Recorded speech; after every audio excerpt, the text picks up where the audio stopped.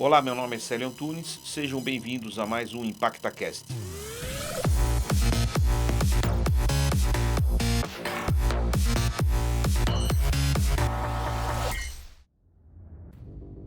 Qual é o déficit de profissional hoje no Brasil e no mundo? Como é que está anual? Como é que isso tem evoluído? Gigante. A cada ano cresce, é uma das coisas que realmente cresce de maneira exponencial. É claro que assim, eu não trago aqui comigo números apurados por São várias empresas, pesquisas, enfim, né? Cada um fala um número. Cada um fala um número diferente. O que dá para a gente perceber, né, junto com outros tantos colegas que trabalham na área de tecnologia e desenvolvimento há bastante tempo, é que, primeiro, há um abismo. Então, entre aquilo que o mercado precisa, são os profissionais qualificados, como nós estávamos falando, e aquilo que nós temos hoje como oferta de mão de obra qualificada. Então há um abismo muito grande, é uma defasagem. Alguns falam, por exemplo, que no ano de 2024 esse déficit vai ser de 250 mil, ou seja, vão ter 250 mil vagas abertas que não serão cobertas. Então, outros falam no dobro desse número, isso só para o Brasil, tá? A Brascom já fala em 800 mil, tem a Brascom é a associação que reúne os grandes, né, de tecnologia. Exatamente, no Brasil. As grandes de tecnologia. E algumas outras pesquisas falam em torno de 1 milhão. Só no Brasil. Só no Brasil. Se você colocar hoje que o profissional trabalhando de casa, home office... Efeito pandemia também, né? Efeito pandemia. Explodiu. Exatamente. Se você colocar dentro desse cenário, então você não tem um problema de defasagem só no país. Você tem um problema de defasagem no mundo, porque o mesmo sujeito, o mesmo profissional qualificado que presta o serviço aqui, né, nacionalmente, ele também tem a possibilidade de prestar o serviço da sua própria casa para outros tantos lugares do mundo e receber em euro, receber em dólar. Então, você tem, na verdade, né, quase que... é muito difícil você estimar o tamanho, a métrica correta. O que dá para a gente saber é que a cada ano isso aumenta mais. Isso quem fala para a gente, inclusive, são os profissionais de RH, né, que também são parceiros da Impacta aqui, que conversam com a gente de maneira rotineira e também relatam esse mesmo cenário, essa dificuldade de contratar profissionais desde o primeiro nível ali, desde o jovem aprendiz estagiário até o profissional que é o dev sênior, por exemplo, o gerente de projeto, o arquiteto de sistemas. Então há uma dificuldade de contratação de mão de obra em todos esses níveis. Né? Então, assim, o mercado para os profissionais de tecnologia está extremamente aquecido. Então, hoje, como que é a perspectiva de um ganho nesse sentido de salário?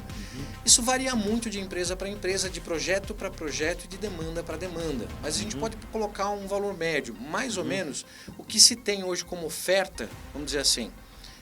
Então, para um programador júnior, ele está ali entre 3,5, 4 mil, mais ou menos alguma coisa nesse sentido.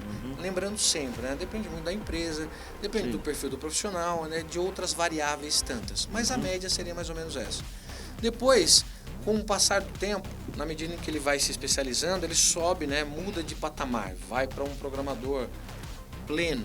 Hoje, eu vou usar essas nomenclaturas porque o mercado ainda usa, né? Esse tipo de nomenclatura, de classificação. Isso varia muito também, vai depender muito de um desempenho pessoal, inclusive. Mas, em média, tem-se como padrão que um programador júnior passa a ser um programador pleno mais ou menos de 2 a 3 anos depois de uma prática diária, né, com uma determinada tecnologia. Ótimo. Lembrando sempre, isso varia muito, mas vamos lá, vamos adotar então esse padrão de 2 a 3 anos. Também considerando as variáveis todas, mas a gente consegue estimar que um programador pleno, dependendo do projeto que ele trabalha, ele passa de 7 a 10 mil mais ou menos.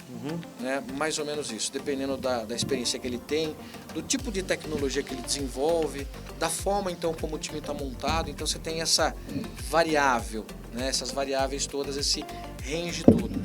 Aí você passa para ser o programador sênior, né? Também tem mais ou menos esse padrão aí, de 2 a 3 anos, alguns dizem 4 anos até. Né? Eu levei 2 anos para sair de pleno, eu mesmo levei 2 anos de pleno para sênior. Né? Aí não tem limite mais, é acima de 10 mil que a gente pode dizer. Né? Aí você pode ser de 10 mil de 11 mil a 30. né? Aí fica muito difícil a gente estimar. E isso como um profissional. Depois ele pode andar, abrir uma prestadora de serviço. Consultoria, que foi o meu caso. Uma consultoria, uma coisa autônoma, exatamente, né? Aí a renda dele vai mais para cima. Exato. Aí você tem outras variáveis tantas que compõem, né, essa receita, vamos dizer assim, mensal, né? Aí você trabalha a partir de outras perspectivas todas. A métrica de ganho é diferente, né? Você pode mudar tudo isso, todo esse contexto. O que nós notamos, né, quando a gente pensa em inteligência artificial, uma máquina pensante que vai nos substituir. Nisto, nós temos que associar ao que nós temos de aprendizado de máquina, machine learning. Alguém tem que instruir a máquina. Alguém tem que ensinar. E é esta pessoa que o mercado está procurando. Não só o mercado, né, que as instituições, os órgãos governamentais estão identificando como quem que sabe o que tem que ser feito para instruir aquela máquina a continuar fazendo com perfeição. E é neste ponto que eu já estou no mercado, né, já acompanho o Data Science, já tem desde 2010, 13, 14 anos. E o que nós estamos percebendo? A tecnologia, ela está muito fácil para que você que nunca programou, nunca trabalhou na área, consiga utilizar. Tanto, Célio, que tem empresas que têm departamentos de ciência de dados que não tem nenhum profissional de exatas. Todo mundo na área de humanas e biológicas. Por quê? O que é o rico? O rico é a sua bagagem, é o seu conhecimento de o que é um ser humano normal. Qual é o batimento cardíaco, quantos leucócitos, neutrófilos, que um profissional da área médica sabe. Um químico, um biólogo e assim por diante. Então as empresas perceberam que o que é importante é você pegar e você ter o conhecimento nativo da sua base de graduação com as técnicas que nós aplicamos de machine learning. Porque a ferramenta hoje ela é autoexplicativa. Você consegue aprender a utilizar sem fazer uma faculdade, um mestrado, um MBA na área. Qual é o diferencial? Se você faz um MBA, por exemplo, na área de dados, de ciência de dados, você já sabe quais ferramentas utilizar e para quais situações. Então, hoje nós temos todo um circuito que está funcionando muito bem. Nós temos cursos que preparam a pessoa de forma adequada. Nós temos empresas que sabem o que procurar. E hoje você não tem mais aquele limitador que tínhamos no passado. Você fez engenharia, fez matemática, fez física, fez computação. Senão você não é um cientista de dados. Inclusive, teve até, eu dou aula aqui na pós-graduação, teve um aluno da Impacta que era médico, que era diretor de um hospital. E você sabe por que ele estava fazendo o curso? Não é que ele queria migrar de área, ele queria contratar uma equipe, uma empresa terceirizada de ciência de dados, só que ele não queria estar vendido. Ele queria saber o que cobrar e analisar se o resultado que estava entregando não era só uma planilhinha em gráfico, alguma coisa simples. Ah, eu quero uma qualidade de vida melhor, quero morar num outro país, quero alguma outra coisa. TI abre essas portas. E por que ciência de dados? Porque ainda é uma novidade no mundo inteiro. Muita gente quer o arroz com feijão, desenvolver sistema na área de TI. Ciência de dados, você tem que ter uma mente mais aberta. Cada dia é diferente do outro. E isso é muito importante porque um desafio que você teve no mês passado vai ser um novo desafio no outro mês. Isto muita gente vai achar ruim, mas é muito bom, porque você vai sair daquela mesmice, você vai começar a aprender técnicas para facilitar o seu caminho. E as ferramentas hoje facilitam o seu caminho. Quer ver que legal?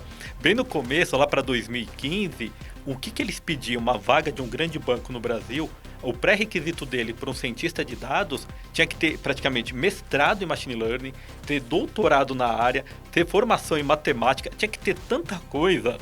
Aí você pensa, onde que você vai encontrar essas pessoas? Na área de ciência de dados, você não pode ser recluso na caixinha. Você tem que entender o problema. E você tem que questionar, sabe? Porque às vezes você chega num número que você pensa, mas está correto esse número? Se você ficar quieto, você é o dono da razão, você pode deixar uma grande oportunidade passar. Agora, não, questiona o chefe, questiona os parceiros. E é interessante, Célio, porque hoje as equipes de analytics das empresas são de 5 a 15 pessoas na equipe. Todo mundo trabalhando junto, todo mundo interagindo, trocando ideia. Onde que você aprende isso? Você não aprende lendo num livro. Você não aprende vendo um filme. Você aprende na sala de aula, olho no olho, confrontando colegas, questionando, dividindo tarefas. Infelizmente, né, mas é a lei do mercado, se você tem uma ótima mão, é um ótimo profissional, mas você não se abre, você não pergunta, não questiona, você é mandado embora. Eu hoje até falo para os alunos, você tem que saber para onde você vai. Aquela empresa é legal para você trabalhar, uma empresa que você gostou, você tem que entrevistar a empresa, conhecer como é que vai ser esse trabalho lá. Tem outras pessoas que trabalham lá, elas gostam, como é que é o clima. Então, assim, se você gosta dessa empresa, se você acha que vai se dar bem, você então tem que ter história, criar história nessa empresa. Você tem que ficar ali e entregar vários projetos, vários desafios, dar 200% de você. Se você quer ganhar mais, você quer dobrar seu salário, você tem que trabalhar 4 vezes mais para sair de 1 para 2, você tem que trabalhar 4. Né? Para poder dobrar o seu de 1 para 2, você tem que trabalhar 4 vezes mais. E se dá o máximo ali. Eu vejo os jovens cometendo erros hoje, que é ficar já por uma oferta, já sair para um outro desafio. Só que ele não construiu a fundação da sua carreira. Então ele no futuro vai acontecer o seguinte, eu vejo jovens que falam, nossa, eu não consigo mais me encaixar, ninguém me chama, eu vou lá, não chama de volta. O que aconteceu? Aí você fala, você foi para essa empresa, ficou 1 aninho. Essa outra ficou 6 meses, essa outra ficou 8 meses. Aí alguém vai conversar com você, o que você conseguiu fazer nesse tempo? Nesse 1 ano aqui, 6 meses lá, não fez nada. Entregou pouco, se dedicou pouco e ficou atrás de um novo ganho maior. E é o que vai acontecer na sua carreira. Quem é que vai querer contratar um profissional desse? Que vai só tirar uma casquinha ali e já vai para um outro ganhar mais? Ninguém. E outra coisa, contratar alguém é caríssimo. Você tem que buscar essa pessoa, passar por todos os testes, né? E você tem que, com todo cuidado, identificar essa pessoa que vai ser adequada para a sua empresa. Aí, contratou, você vai ter que aculturar ela dentro da sua empresa, você vai ter que ter o soft skill da empresa, você tem que, os squads, aqueles times têm que ser formados, a pessoa vai dar um resultado. Aí você tem que treinar naquilo que ainda faltou nessa pessoa, e aí ela vai começar a dar resultado. E esse processo, às vezes, demora no mínimo 1 ano. Aí se a pessoa fica 1 ano, o que ela largou atrás? Largou um prejuízo, um buraco, um prejuízo. Então ela deixou vários prejuízos. Então empresa séria, se você quer ser um autônomo, um prestador de serviço, quer abrir uma empresinha, se você está construindo outros sonhos para sua vida, se você não quer construir uma carreira de médio e longo prazo, para você ser um super profissional que pode crescer muito, porque se você ficar 5 a 7 anos numa empresa, construir sua solidez, a sua carreira está sólida, primeiro que você pode realmente partir para outros desafios se você desejar. Segundo, você já fez tanta coisa boa ali, conseguiu entregar tanta coisa e se você está sendo valorizado, você está tendo a sua remuneração, porque você está entregando muito, ali é o lugar bom para você ficar. Ali é um lugar que você pode crescer, e se você pegar uma empresa bem estruturada, que você acha que você pode desenvolver a sua carreira ali, eu vejo pessoas da minha idade que até já aposentaram, que ficaram nessas empresas grandes, globais, e hoje eles têm fizeram um plano de previdência privada da própria empresa, tem um baita num plano de aposentadoria, tem uma série de coisas que ela conquistou, chegou à direção, a pessoa saiu lá de baixo e chegou num cargo super, e essas pessoas, elas têm essa empresa tem todo um cuidado, então é uma oportunidade de você construir sua carreira e tomar cuidado. Quando eu olho para o grande desafio de atração de talento, por exemplo, vou posicionar a Impacta, primeiro, como ela apoia as organizações no processo de atrair talentos. Bom, nós temos um programa, por exemplo, que é o Train to Hire. Né? O programa Train to Hire, ele, aqui no organismo, no ecossistema Impacta, ele faz o trabalho de educar talentos, treinar os talentos para que eles sejam contratados. A Impacta apoia as organizações em todas as etapas, desde do processo do início de localizar o talento. Então, junto com as organizações, nós definimos qual é o perfil, definimos qual é a expertise que esse perfil precisa para a organização. Então, a 4 mãos nós definimos qual é o perfil do talento que a gente deve atrair para essa organização. E quando nós definimos esse perfil, agora a gente começa a fazer um trabalho de atrair esse cara. Atraímos em diversas fontes, nós temos diversos parceiros que nos apoiam dentro dessa estratégia. Inclusive, parceiros com todos os perfis de recortes sociais ou demográficos que são necessários para atender os projetos corporativos. Então, atraímos esse talento e atuamos na seleção desse perfil. Aplicamos diversos níveis de provas, fazemos assessment, a empresa aplica o seu processo de fit cultural. Hoje nós temos plataforma com inteligência artificial que apoia as organizações a trazer o melhor perfil para o seu processo de seleção. Então nós entendemos qual que é o perfil, traçamos uma estratégia de atração para essa organização, atraímos e selecionamos esse talento e treinamos esse talento. Então, quando eu falo de treinamento, eu vou enxergar qual é o projeto educacional dessa empresa, qual é a demanda de capacitação que ela tem, quais são as skills que ela precisa levar para dentro da organização. Então, nós construímos um programa educacional para esse talento que nós atraímos e, ao final de um programa, 60, 90 dias, você tem um profissional treinado, capacitado com as tecnologias que essa empresa precisa. Então, veja, tem empresa que leva 90 dias para achar uma pessoa. Eu estou falando de trazer um grupo de alunos, um grupo de talentos, treinar esses talentos e esse cara capacitado em 90 dias. Quer dizer, é fantástico. A gente tem ajudado as empresas e muitas empresas têm se beneficiado e têm feito projetos com impacto. Eu acho que independente de EAD, misto, né, ou presencial, depende muito mais da postura de quem está estudando, adquirindo conhecimento. Né? Só que isso também está baseado numa questão de um processo educativo que a gente tem desde a infância, que na verdade é mais um processo social do que educativo. Vamos lembrar, quando você estava na escola, né, a professora chegava e falava: hoje a gente vai falar sobre triângulo isósceles. É a primeira vez que você escuta na sua vida sobre isso. E aí a professora está explicando sobre o triângulo isósceles e no final pergunta: há alguma dúvida? Qual era a sua reação? Ou de quase todo mundo da sala? Fica quieto, né? Fica quieto. Por que se fica quieto? Porque eu não posso demonstrar que eu não entendi ou eu não posso demonstrar que eu não sei. Porque você é chamado de burro, de incompetente, incapaz, etc. E socialmente isso não é bem visto. Pelo menos na nossa cultura mais latina. Né? Então a gente aprende desde pequeno que a gente não pode perguntar aquilo que a gente não sabe. Só que assim, é a primeira vez que você escuta sobre triângulo isósceles. O mínimo que você tem que assumir é que você não sabe. E que há sim dúvidas a serem perguntadas. Só que a gente aprendeu a não fazer perguntas para não ser chamado de burro. Então isso interfere em toda a nossa formação educacional. A gente tem essa interferência. A gente não pode fazer perguntas. Aí eu tenho que estar sozinho, pesquisando depois para poder entender, ou estudando em casa sozinho, perguntando por um colega ou perguntando por uma pessoa de mais confiança, para eu poder fechar o meu conhecimento. E é por isso que muitas pessoas não saem tão formadas, seja do colégio, da escola, da faculdade. Por quê? Porque elas não se aprofundam em utilizar o professor, que deveria ser um instrumento de aprendizagem, para poder fazer essa alavancagem para uma questão social. Então, independente de EAD ou dependente de presencial ou misto, depende muito mais da minha postura de como que eu busco esse conhecimento e utilizo as ferramentas, seja um professor ou seja qualquer outra coisa, para que eu possa me desenvolver e aprender mais. Então, acho que depende muito mais da pessoa e da forma dela aprender ou se colocar no não saber. É uma teoria e é um processo, uma metodologia que já vem acontecendo há bastante tempo.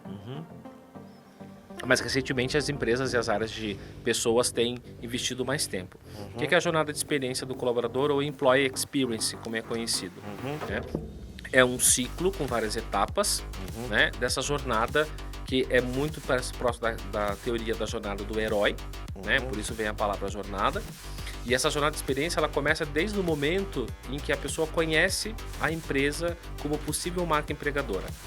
E ela vai passando por um processo.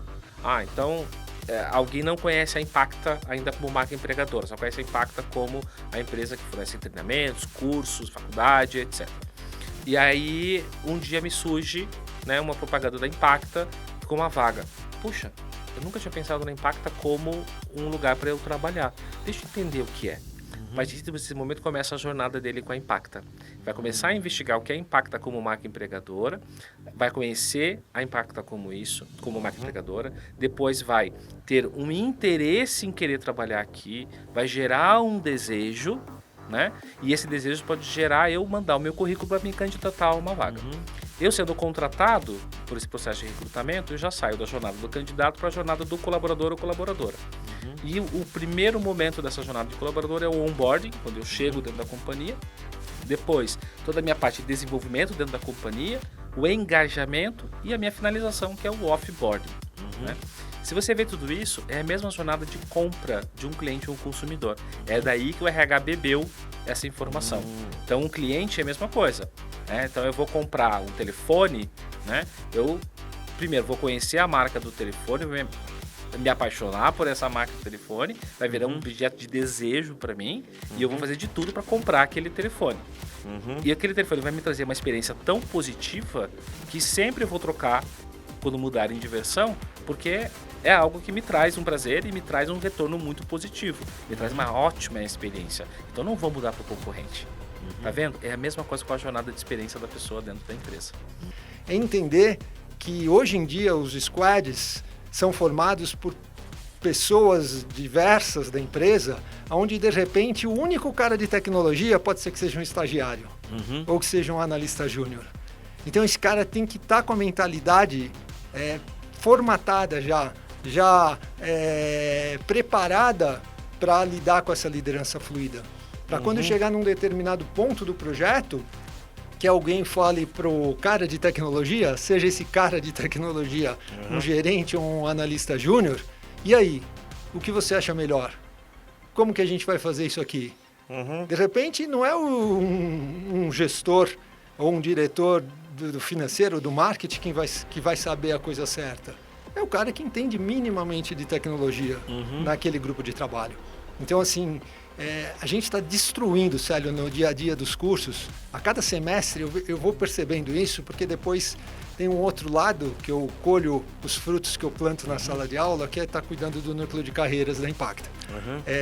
A molecada vem me procurar, eu falo molecada, mas tem muita gente da minha idade em transição de carreira, que também vem procurar para pedir mentoria lá no núcleo de carreiras e tal, e você acaba acompanhando, vendo as conquistas das pessoas, vendo que aquele cara que estava com o sonho de migrar para uma multinacional como a Microsoft conseguiu migrar. E o quanto essa mentalidade colaborativa foi importante, né? Então, assim, olhando com esses dois chapéus, vamos dizer assim, com o olhar do professor de soft skills, mas também com o olhar do responsável pelo núcleo de carreiras, onde pela mentoria eu vejo o desdobrar, nossa, é muito gratificante ver que quem quebrou aquele paradigma de que eu não consigo liderar, eu não nasci para liderar, ou eu não nasci para criar. É outro mito também que o mercado não funciona mais assim. O mercado do ensino voltando ao que era antes.